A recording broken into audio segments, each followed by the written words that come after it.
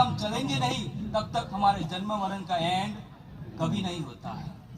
एक बात याद आती है, कहते हैं एक बार कांटों और गुलाब के बीच में बहस हो गई। तो कांटों ने गुलाब से कहा कि तेरा जीवन तो देख, कितना एक मामूली सी जीवन है, सुबह खिलता है और शाम को मुरझा जाता है। मुझे देख, मैं तो अड़िखम उभा रहता हूँ। कई सालों से मैंने तेरे पेड़ियों को पेड़िए देखे हैं, सुबह खिलते हैं शाम को मुरझा जाता है।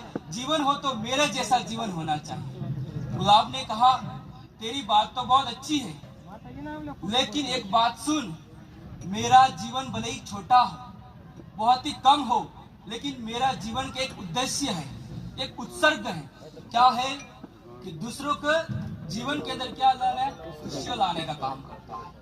ये मेरा जीवन है। और गुलाब कभी किसको काम लगता है? सबको काम लगता है ना। चाहे संसार के रिश्तों में भी काम लगता है, धर्म के कार्यों में भी रिश्ता लगता है, यानी सारे कार्य, अनेक कार्यों में गुलाब का काम लगता है। तो मेरा जीवन भले ही छोटा हो, लेकिन मैं खुद के लिए नहीं जीता हूँ, मैं जीता हूँ तो किसके लिए? दूसरों के लिए जीता हूँ। तब कांटों ने कहा कि तेरी बात तो सही है। और उसी का समय कहते कि कांटों को बहुत ही बुरा लगा और इसको एक वचन दिया और कहते कि जब तक आपका जीवन रहेगा तब तक मैं उसकी सुरक्षा करूंगा। तो गुलाब के बीच में कौन होता है? कांटे होते हैं। वैसे ही जीवन होना चाहिए हमारा, गुलाब की तरह होना चाहिए, कांटे की तरह नहीं होना चाहिए। किसी को क्या करना है, कोई अच्छा काम करता हो तो पीछे से, लेकिन जो गुलाब जैसा जीवन जीता है उसका ही नाम रहता है। आपको यहाँ से जाने के लिए अगर चले जाएंगे, फिर भी लोगों के दिलों में राज करना हो तो क्या करोगे बोलो?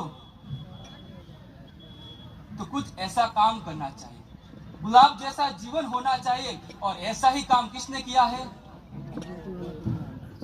अर्जुन भाई ने काम किया है। मुझे याद है जब नरता वालों का जो मेघराज